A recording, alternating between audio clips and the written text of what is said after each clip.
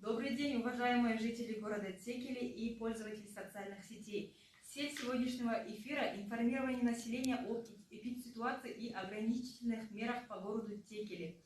Разрешите представить спикеров сегодняшнего эфира. Директор городской больницы Целишева Елена Николаевна.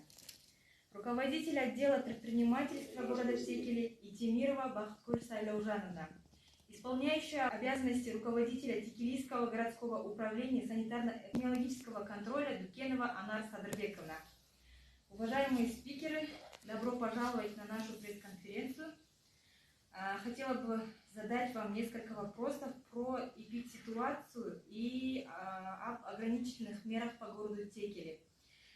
Уважаемая Елена Николаевна, можете прокомментировать эпидситуацию в городе на сегодняшний день? Сколько человек провакцинировались у нас в городе? На сегодняшний день провакцинировалось 9815 человек.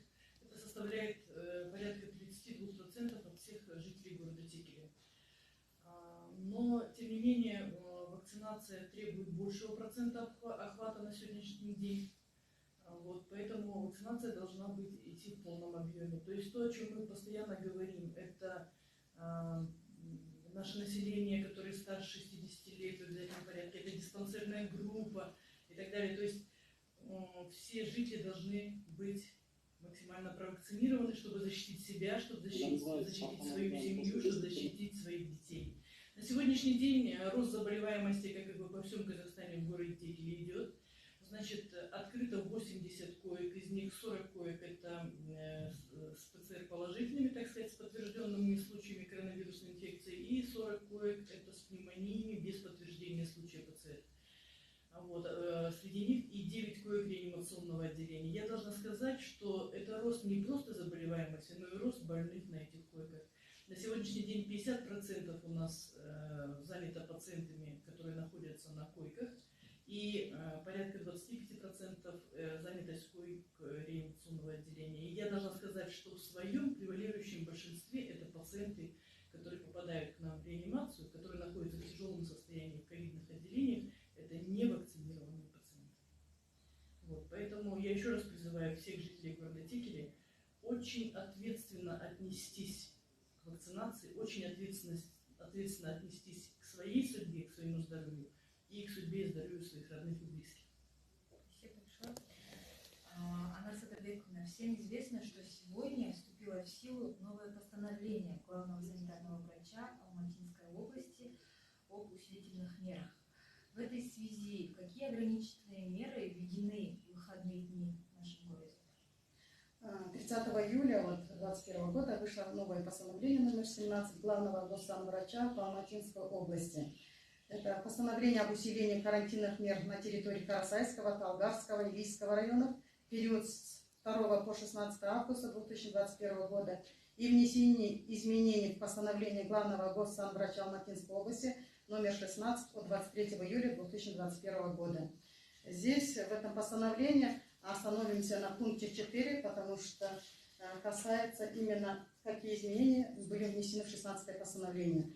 Значит, по пункту 3 и 4 пункта 1 исключить. То есть пункт 3 это в будние дни ограничения деятельности было написано объектов общественного питания, фудгартов, участвующих в проекте АШЕФ до 20:00 часов, не участвующих в проекте АШЕФ до 17:00 часов. То есть, значит, эти объекты работают в обычном режиме по программе АШЕФ до 2 часов ночи.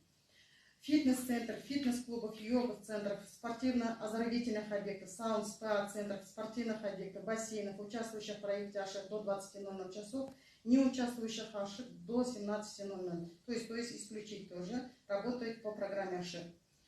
Так, 4 пункт. При остановлении деятельности открытых и закрытых пляжей, аквапарков и аттракционов, независимо от участия в проекте АШЕФ.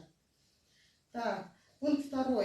Под пункт 6 пункта 1 изложить в следующей редакции. Реализацию ограничений разрешения деятельности социально-экономических объектов, не включенных под пункт 2 настоящего пункта, участвующих в проекте АШЕФ, согласно приложению 4 к постановлению главного госсанврача Алматинской области номером 33 от 29 июля 2021 года. Значит, не включенные объекты в пункте 2, они будут работать согласно приложению 4. Подпункт 9, пункт 1 изложить в следующей редакции. Запретить за деятельность букмекерских контор за исключением участников проекта АШИР. Так, пункты 9, 27, 30 приложение к постановлению главного госсанврача Алматинской области от 23 июля 2021 года изложить в следующей редакции. То есть непродуктовые магазины, отдельно стоящие, кроме объектов по продаже строительных материалов, сельскохозяйственной техники и оборудования, разрешается деятельность объектов площадью до 2000 квадратных метров, это в будние дни. А объектам площадью свыше 1000 квадратных метров в субботу и воскресенье деятельность запрещена. То есть объекты с площадью непродуктовые магазины, именно по городу Текеле, у нас в основном многие такие магазины, до 1000 квадратных метров, суббота, воскресенье работали. Так, бани, в субботу и воскресенье деятельность запрещена, согласно изменениям 16-го постановления. Городские и сельские пляжи заполняемость разрешается, но не более 50%. Вот такие вот изменения внесены в постановление номер 17 от 30 июля 2021 года. Спасибо. Баскусаль Жанна, на сегодняшний день сколько организаций работают через программу вашу? Но сейчас вот в начале добавляющих пользователей сетей, сейчас я просто хочу напомнить, что программа АШИК у нас работает уже уже несколько месяцев, не только у нас в городе Текеле, по всему Казахстану. И нужно отметить, что наши именно предприниматели, не только предприниматели, но и различные офисы, предприятия, они активно внедряются в эту программу. В первую очередь, почему? Потому что это дает очень много преимуществ. На данный момент, вот на сегодня, на 2 августа, прошу прощения, в городе Текеле, как среди участников зарегистрированы, как участниками стоят проекта АШИК, 31 объект. И 33 уже идут как участники. Вот именно буквально хочу еще отметить, что буквально недавно, 27 июля, вышло постановление главного санитарного врача Республики Казахстан номер 23, который исключает, если раньше мы пользовались при работе в АШИК, работали по 26-му, сейчас по 33-му. Сейчас по новому постановлению у нас круг именно участников АШИК расширился.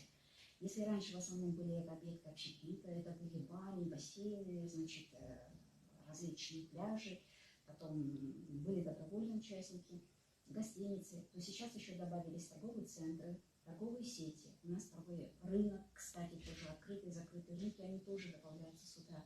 Потом, естественно, как участниками сейчас добавляют это различные парикмахерские, то есть объекты, оказывающие услуги. Это парикмахерские, салоны красоты, фитнес-центры, вот они. Почему? Потому что видят же, что люди ходят не только в объекты общественного питания, но еще и ходят в парикмахерские. И это делается для безопасности людей. Почему? Потому что порой наши люди не понимают важности, существенности того, что нужно вакцинироваться. И это работа не только, каких-то одних определенных органов, здравоохранения или отдела экономической безопасности или управления, эпидемиологического контроля. Но и полностью общее это наше дело, чтобы все были вакцинированы, все были безопасны. И при входе на, если по АШИКу, на объектах АШИКа устанавливается QR-код, который они получают или сами на сайте Инфо-Казахстан КЗ, или же посредством палаты предпринимателей, где им оказывают всяческую необходимую помощь. И при проверке QR-кода высвечивается статус посетителя. Безопасный, опасный. И в таких случаях, а у нас такое уже было, в таких случаях, естественно, нужно понимать, что на такие любой объект, АШИКа или не АШИКа, естественно, желательно были бы, чтобы здоровые люди. А больные люди, естественно, это не приветствуется. Поэтому везде, во всех сетях, по телевидению, мы везде слышим о том, что необходимость это все врачи, не только Казахстана, а всего мира говорят о том, что нужно вакцинироваться. Вот это самое главное. Хорошо. Спасибо, уважаемые спикеры.